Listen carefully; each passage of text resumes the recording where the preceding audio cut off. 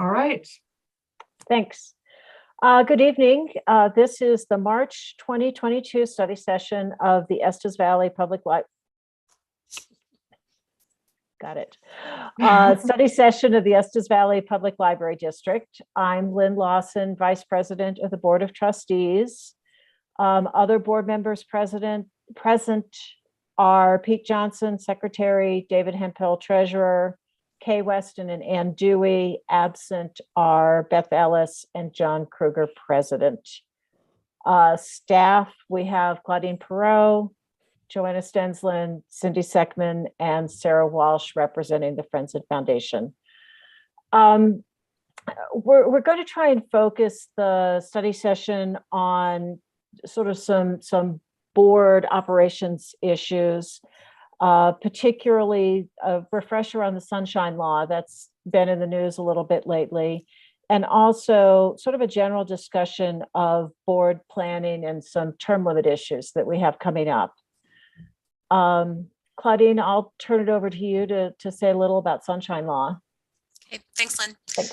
Good evening, everyone. Thanks for what I think will be a practical and nerdy hour.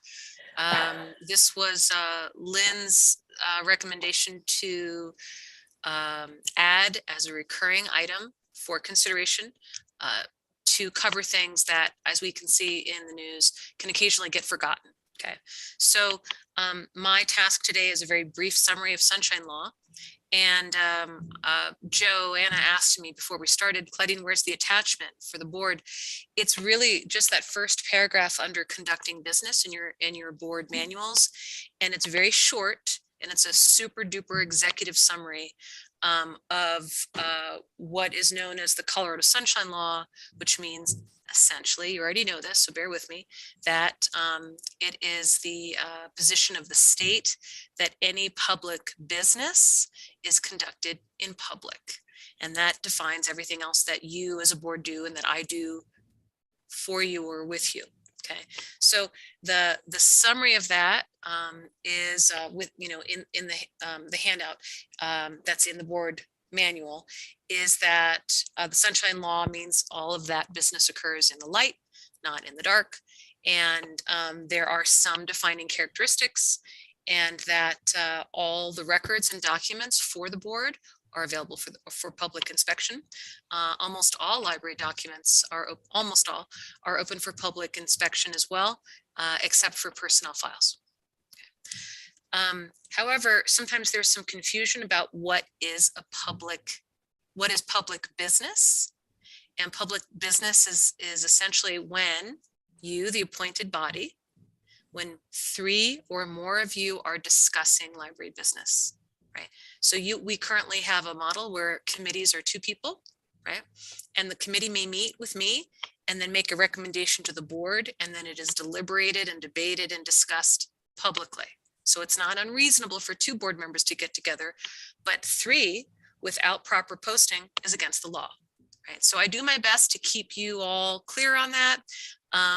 For example, Pete, you shared with us what is happening in your family life with your brother. You sent that to the full board. That is now a public document that I will be adding. No, it's a great example. Your timing was perfect. It's a great example of a well-intentioned message, right? But since it went to the full board from you, it becomes part of the public record. No big deal, right? So that's why we do as much as we can recorded on Zoom, taking place in pre-posted meeting locations, right? But if there is a mistake and someone errantly, with best of intentions or not, sends an email or communication, social media post for everyone else about the library, I have to grab that. It's my job to grab that and make it publicly available that you guys shared or talked about something. So many of the procedures we have are designed to respectfully prevent you from inadvertently holding an unposted public meeting. So because we want to do it all in the light. The other aspect of that is written is maintenance of minutes for public review. And we really have to thank Joanna for keeping excellent records. Those are approved by the secretary and the president, right? I mean, you guys prove it, but they're sort of ratified by the president and the secretary. Ms. Dewey, you have a question or comment? I do. I have a question. Sure. So recently it's come up at school that social media archiving is a thing. Has that ever been a discussion here? It has not. What would you like us to know? I don't know very much about it. I just know it's a thing, and what you just said about keeping track of the things that are said on social media in Okay. this sort of instance. That's a great, so I don't know what's happening with the school, but let me clarify my statement, and it's a We're great not question. doing it. If 3 or more board members Mhm. are in discussion through social media of a library related item, and we did not previously publicly disclose to the public that the 3 of you were going to talk about the library on your Facebook page, that is a breach of the law. And the way in which we correct it is for me to screen grab that and make sure the public has access to it. Yeah. Am I off track? What do you? Nope. Okay. I understood that. Yeah. I think that the point of social media archiving is that exact thing that you just said, except then you don't have to do that. Thanks. Save me a step. So this is my lecture is coming to a close. One of the reasons why, for example, when I share things with this board, I always blind copy you. I am one directionally as your employee sharing information to prepare you for the board meeting, right? Anyone can ask for that information, but you didn't hold a public meeting because I, your employee, emailed you. It's a public meeting because you are the appointed folks.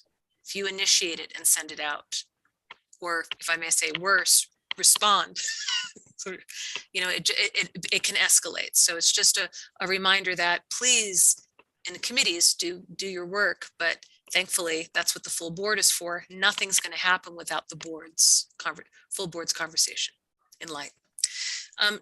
Lynn, the last thing I'll say about what is the Sunshine Law, another really excellent summary is just that it's about open meetings, no closed meetings. It's about, so sometimes there's confusion about executive sessions.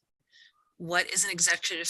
Why is there a meeting of the board that is private, right? If everything is open, because there are, and I believe I could be wrong about the number, there are 5 legal reasons by which an appointed or elected body can have a private closed meeting.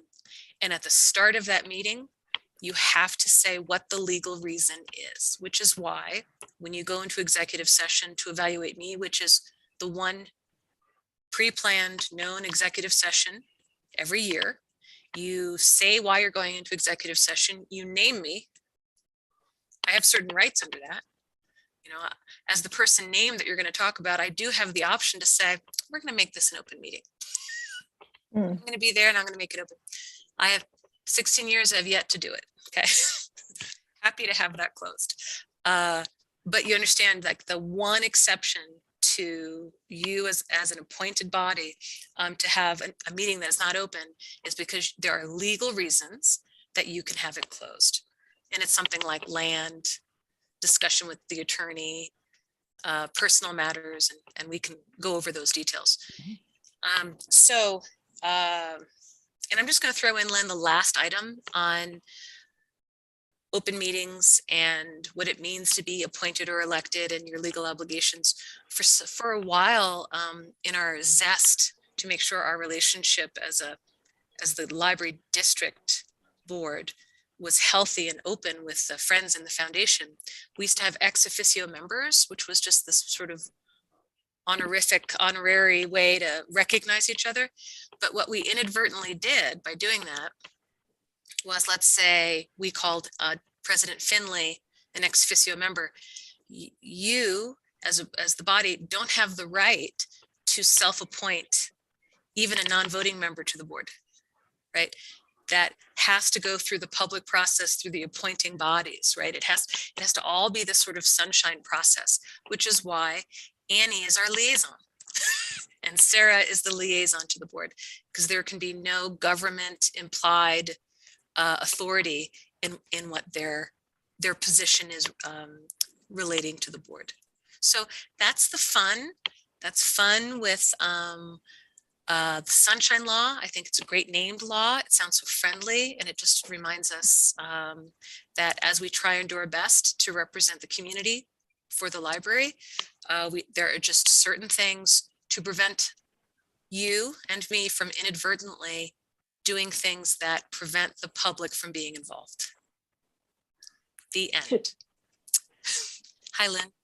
Well, go ahead, Kay. Thanks. Sorry, Kay. Question. And I think this has happened. Friends and Foundation has an event. Many trustees show up. It just happens we talk, whether it's library business or not, but someone could say, we saw 3 or 4 people talking. What happens? It's a great question, Kay. I think there's deniability. I think there's a language for this of you can't prove what you weren't talking about. I think my only advice, and we could always go back to Kim Setter, kind of our famed library attorney, is sure, you're talking about something either maybe with the foundation, but I urge you not to talk, just please, it's an ethics issue. Please do not talk about the library, even with in a social environment, maybe especially so.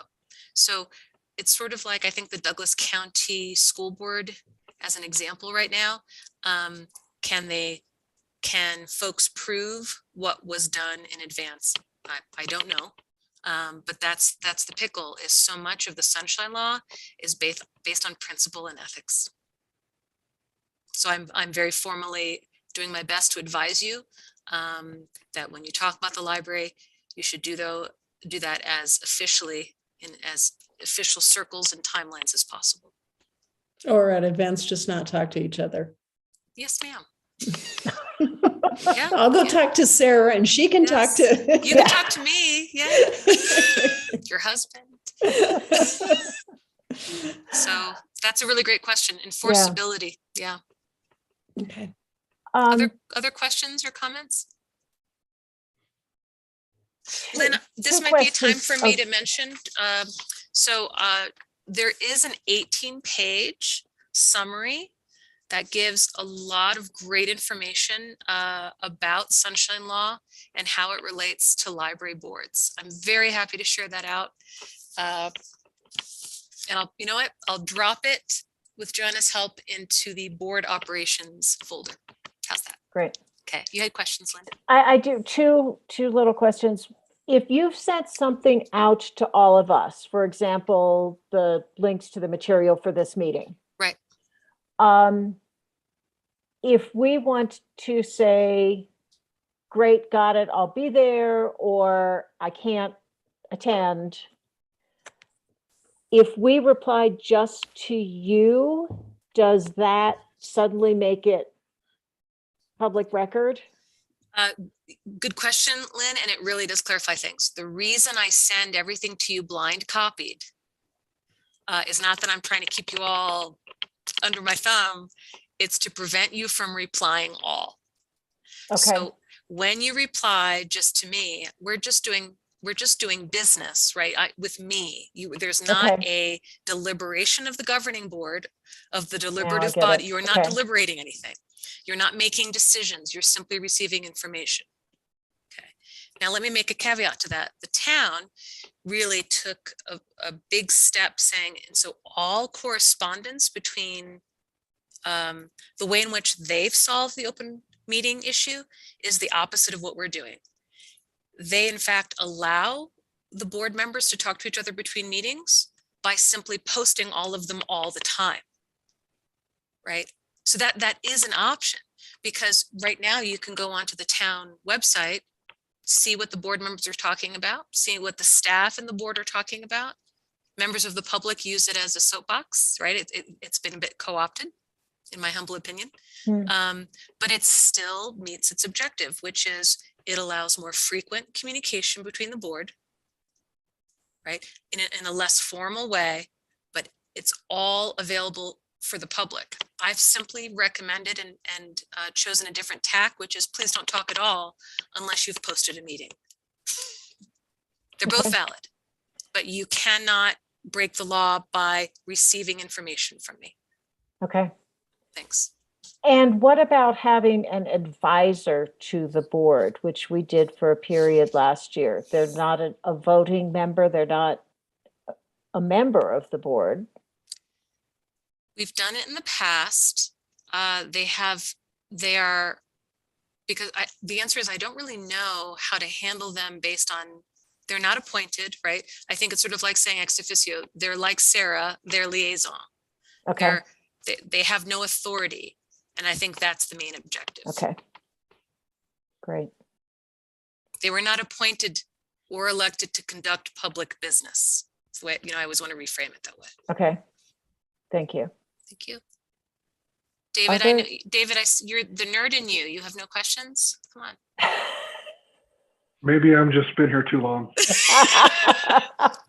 Thank you. Fair enough. Fair enough. Anything else that's helpful, Claudine. I appreciate you going through that. Other questions or comments on that?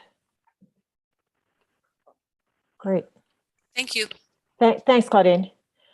The other topic that some material did get sent out on is really looking some at board planning and term limits and succession. And I'll give you a little background where this came from. When I was preparing for Anne's trustee orientation, one of the things I did was reread the bylaws.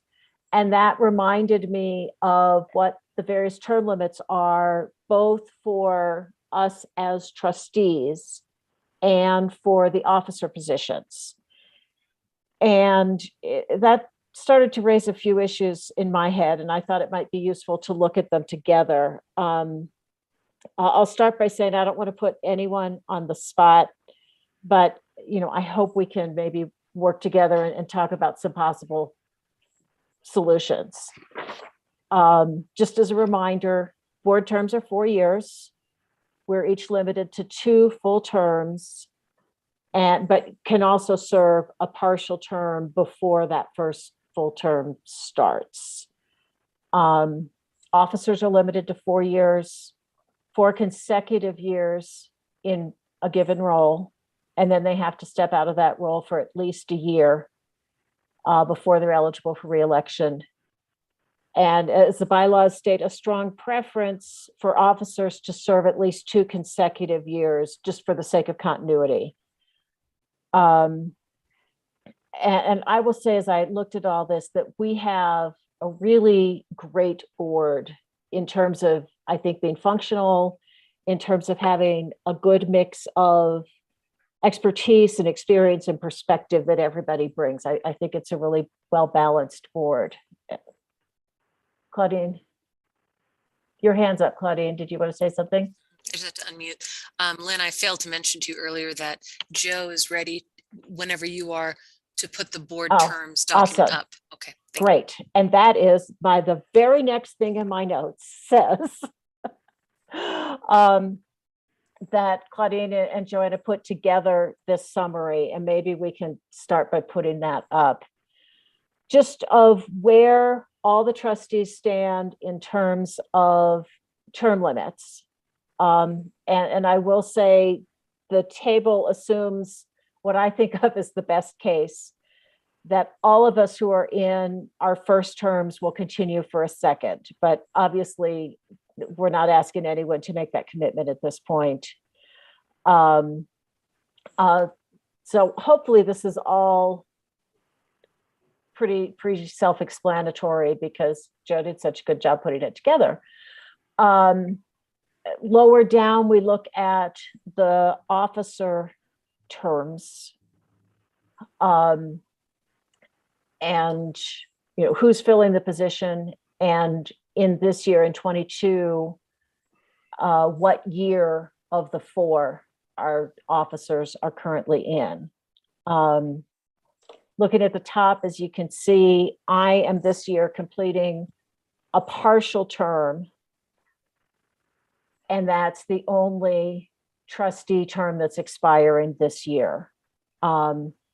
Next year, John completes his second term, Kay completes her first. So hopefully that's Yeah. self-explanatory. Is that clear? Also, at the end of this year, John and David reached the end of their 4 years in their roles as president and as treasurer. So both of those positions will have to be filled by somebody else. And David, I assume that's consistent. That's what I could find in the records. I assume that's consistent with your. That is absolutely correct, Lynn. Okay, thank you. That being said, John has asked if I would consider taking over as president in 23. Obviously, that's not my decision. That's up to all of you as trustees who have to nominate and approve the officers.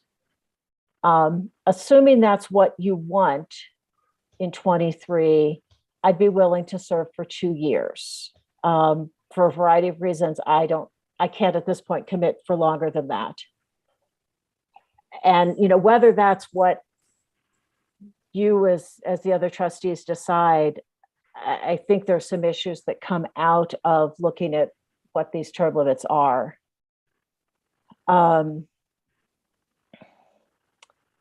So that's sort of the background. So some issues that I think we need to think about is, one, we appreciate and value David's financial expertise and would like to make him treasurer for life, but we can't.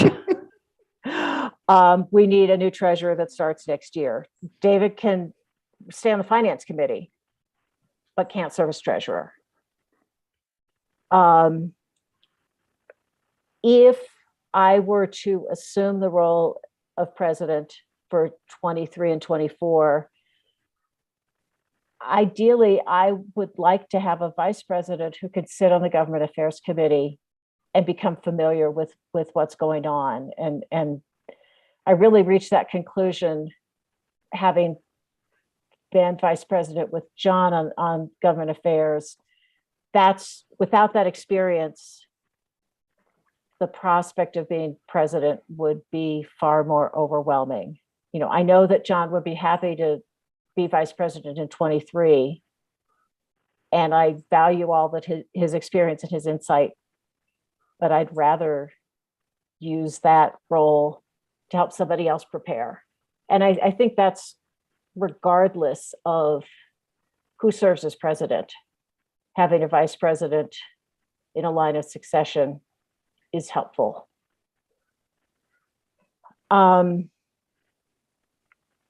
Like I said, I think this is a great board with a really good mix of experience and perspective, and we need to take advantage of that. So we need a treasurer. I'm the only, my partial term that expires is the only opening for a board member at the end of this year. Assuming that the nominating committee asks me to continue and that the board and the town and the county approve that, we won't be looking for a new board member to join the board for 23. John has to leave the board at the end of 23, which gives us an opportunity to bring somebody new on. He's offered to stay as advisor if we would like that, and Claudine, that was part of my question. Kay's term expires. We hope, Kay, that you'll choose to continue, but I know that we can't, I'm not pushing you for that answer now.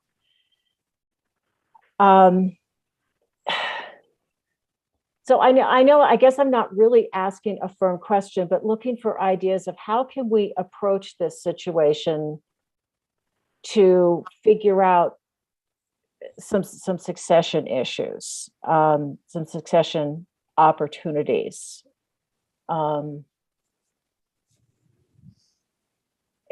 Any thoughts that come to anyone's mind?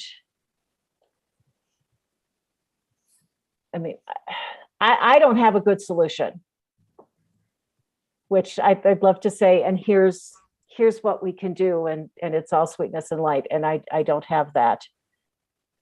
I guess I can throw out as a possibility, John could stay as vice president in 23, and we need to recruit. If nobody who's currently on the board wants to be vice president, John could take that role, and we'd have to recruit a new trustee at the end of 23 who's interested in being vice president and potentially as president. Or maybe there's someone here who wants to step up to that role. Pete, I see you've got a comment. Oh, no, I just wanted to ask. I thought I read somewhere back in the when I went to orientation or something that there were. You're saying that John can't be on this board after 23? Yes. I thought there was a thing about an exception to that, or that we could approve going beyond that. Was I wrong? I mean, I suppose we could, as a board, approve an exception to our bylaws, but I believe what the bylaws say is you can serve 2 4-year terms as a trustee. Okay. And John's second 4-year term ends at the end of 23. So And that, he is now he is currently in his 4th year as president. Okay. So in terms of succession, I guess it would make sense, for example, somebody who is going to ultimately be a treasurer should be on the finance committee, well before that, just like you were a vice president before becoming a president. Somebody who's going to be a secretary should be, in the roles that Ann and I are in now. Mm-hmm.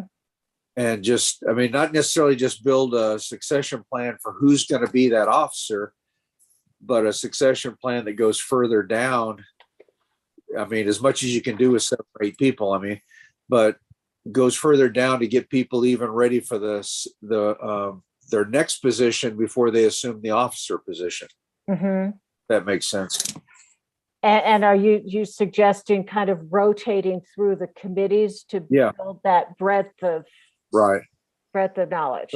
Something like that. If people wanted to do it now, people should be free to decide whether they want to do that. But yeah, if we have like a system or an organized succession plan to get people for even the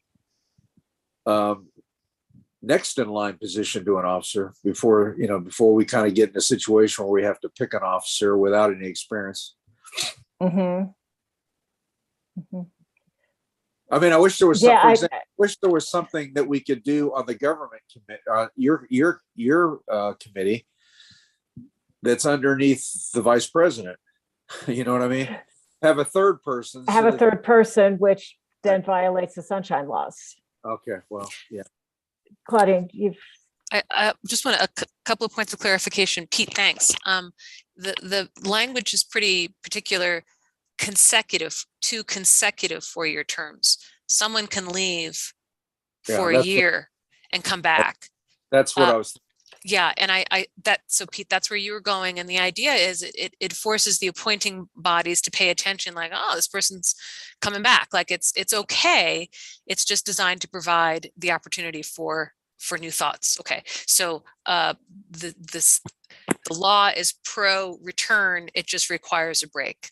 mm-hmm. The second point, I'm sorry, Pete, your second point, there was something on that as well. Lynn, it doesn't violate the sunshine law to have 3 people on a committee if that committee posts 24 hours in advance its meeting schedule. There's nothing wrong. 3 members of the board can meet every day. Okay, you guys can meet all the time. We just have to alert the public that public business is being conducted. So and that they're invited to come. And they are invited to observe. Okay. Yes, Kay. What if it's 2 board members and an advisor? It's a great question. I think that, the optics of that are poor. And my guess is it's legal, but it would be bad practice because it has the appearance, Okay. you know. So I would, you know, my job for you is to keep you from going over the ledge. I would advise against it. Okay. Thanks, Lynn. Thanks, Thanks, Kay. Claudine. Thanks, Pete. You know, Pete, I'm pondering what you suggested, which is great. You know, if we had a kind of rotation that says you do 2 years here and you do 2 years here, and Right. and Well, it's hard to. I mean, we have. Yeah, if Go Kay and ahead. David if Kay and David had somebody else on that committee, you know, they could be kind of in the hole getting ready. But, you know, we only have so many people, and, you know, without putting people on 2 different committees, I don't think you do it. But anyway, sorry to interrupt you. No, I like the concept.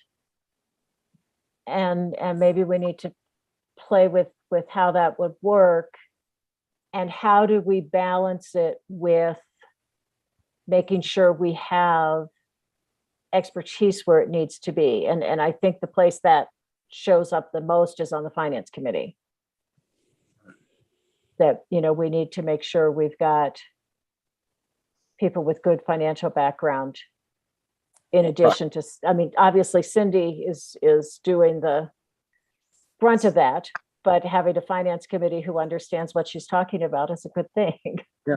I mean, if somebody were going to ask me to be on the finance committee next year, my first reaction would be, yikes. I mean, I would rather, you know, be invisible on the finance committee for a year. You know what I mean? Mm-hmm. But there's value to us as board members in having a broader perspective. Absolutely. I mean, Yeah. you as secretary have focused on policies that I'm sure at this point you know better than many of us.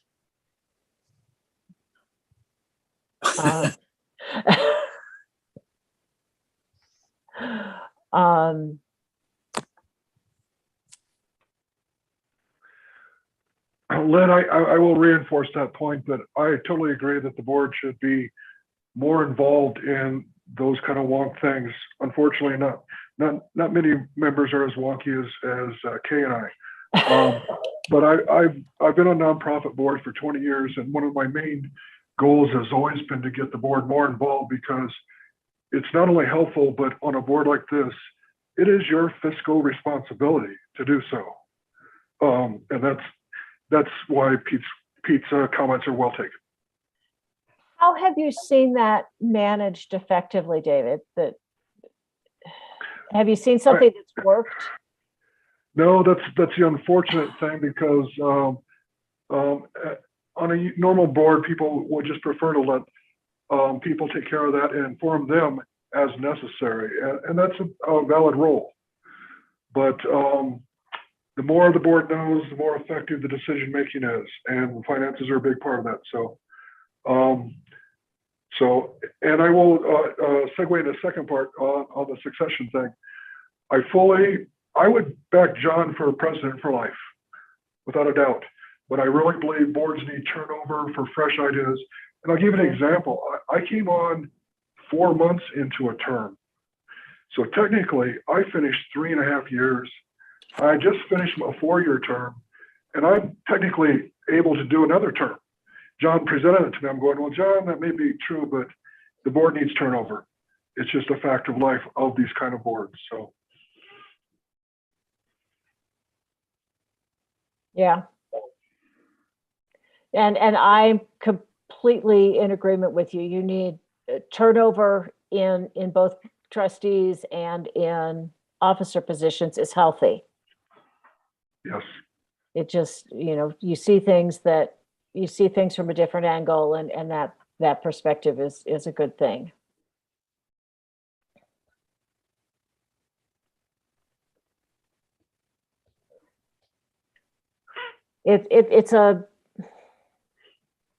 I understand the value of the Sunshine Law and where that fits. It does sort of constrain us from what Pete said is you have a third person who's almost in training in that, whatever that function is. But then that means And- everyone would be assigned to on- 2 committees. Right, right. Or you know that each committee has a strong senior member that's Mhm. bringing along somebody who is perhaps less, just hasn't been around it as long, hasn't been experienced in that function.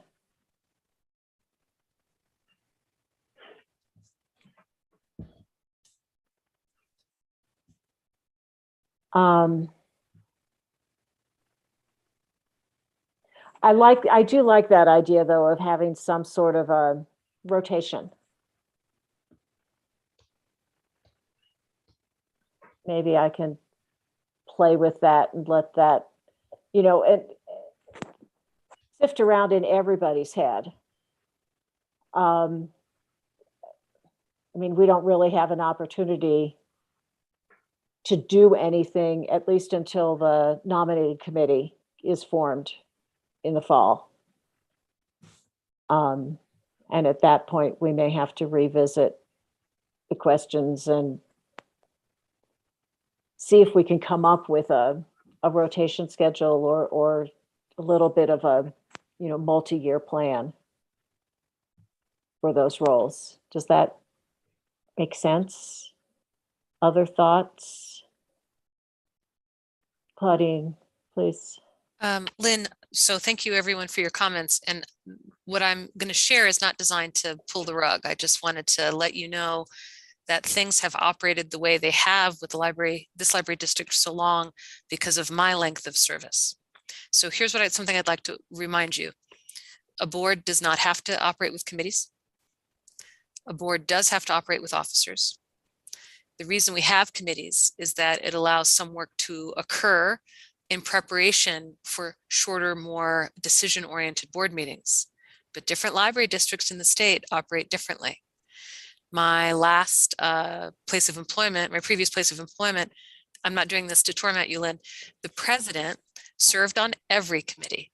And so I don't know how they did it, and maybe they're still doing it that way, but every committee meeting was posted for the public because there were 3 people, 3 board members, plus staff, the director, and occasionally, like Cindy, the finance director, the chief finance officer, et cetera.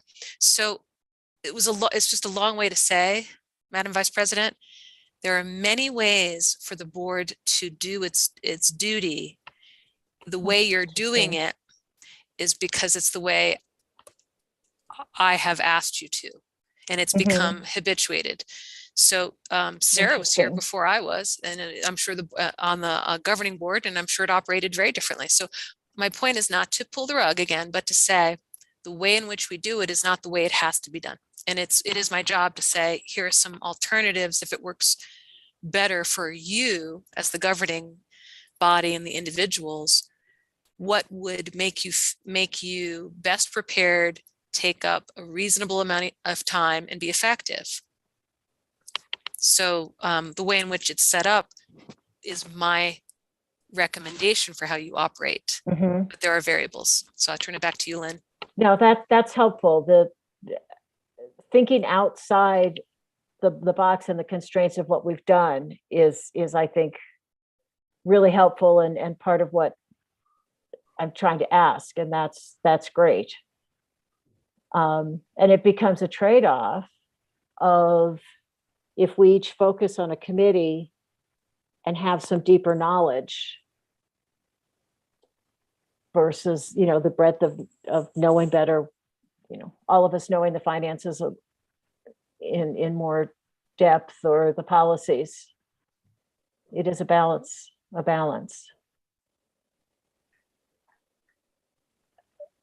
Sarah, you were on the governing board before John, were there committees? How did that work? We had very lengthy board meetings. Okay. That sums it up, doesn't it? Okay. So that's the trade-off. And just to share with everyone what the Friends and Foundation is doing this year, we are taking a break from our committee structure. It's kind of a trial year. We're not changing our bylaws, but we're just seeing, is this new model something the current board members are interested in? I think our board has been very burned out by doing work during Zooms. So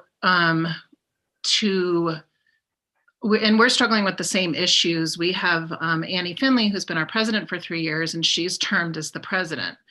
And I require the vice president, I strongly beg that vice president sits in that role before they become president. But what's occurred is life changes.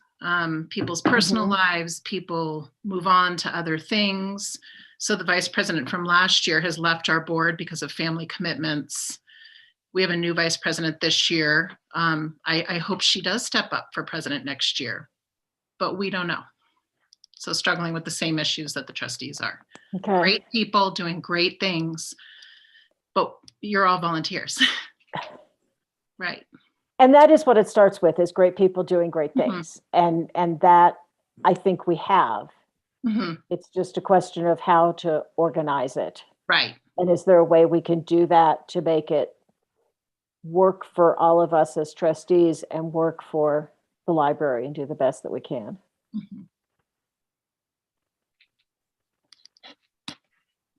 I guess at this point, I would say that's great input. Those are great ideas.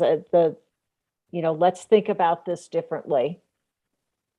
And it's too early to try and fill roles.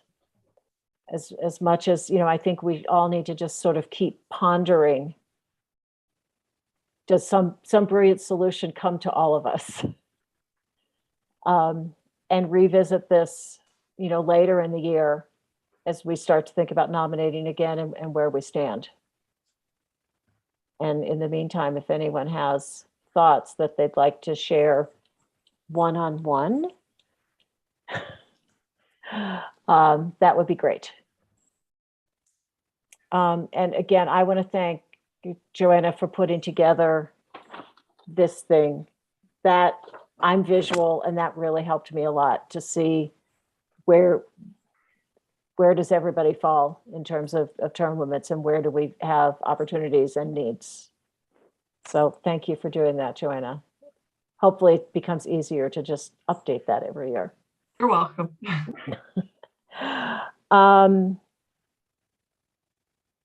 Claudia, did you have something else you wanted to bring up? Lynn, I thought we would have fun with Robert's Rules, which I think is undervalued as a fun framework of living.